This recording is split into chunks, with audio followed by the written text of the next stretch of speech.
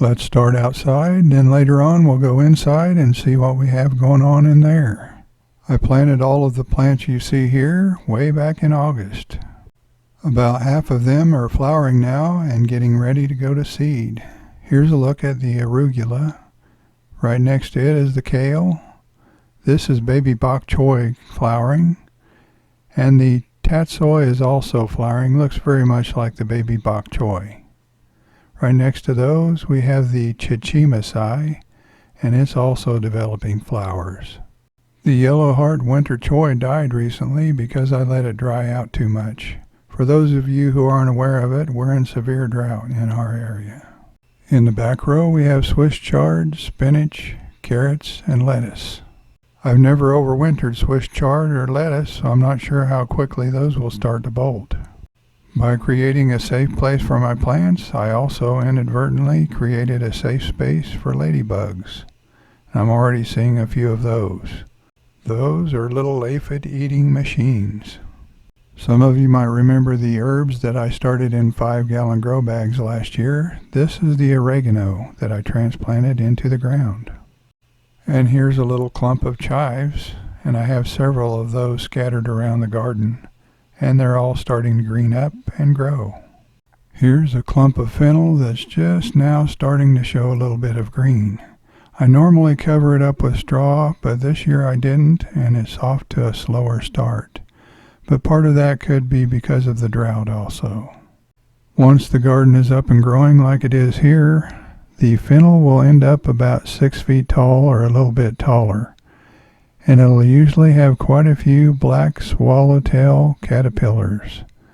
As you can see here, these are getting close to going into the chrysalis stage. And when they change into butterflies, they're very beautiful. But before they turn into butterflies, those caterpillars can do a lot of damage to your dill, fennel, parsley, and carrots. When a butterfly first emerges from their chrysalis, they can't fly until their wings are dry.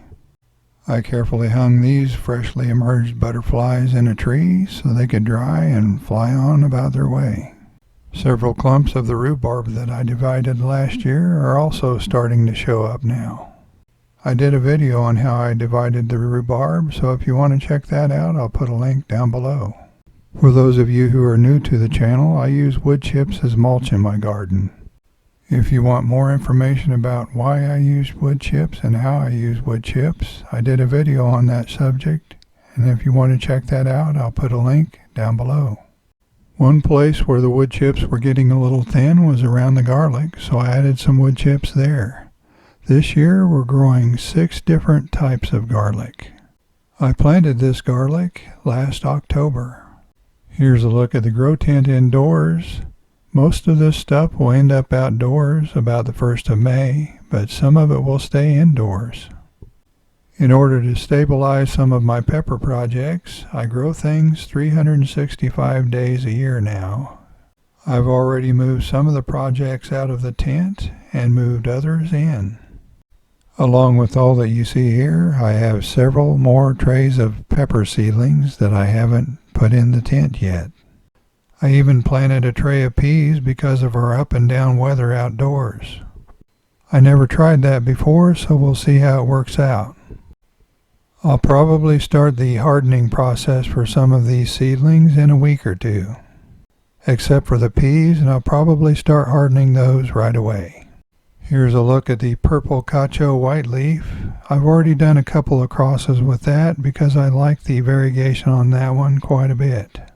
This is an F2 Matapino crossed with a purple flash that I got from Matt's Peppers. It even has some interesting lime green foliage at the top. This is an F1 cross that I did just for the fun of it. It's a Jimmy Nardello crossed with a Courbaki.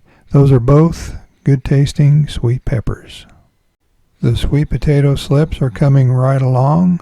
This year I'm growing Korean Gold, Red Garnet, and a purple variety that I got from Trader Joe's a few years back. That's about all I have to show you this week. Let us know what's going on in your garden, and if you're just now finding this channel and you haven't subscribed yet, please subscribe. Thanks for watching. We'll see you next time.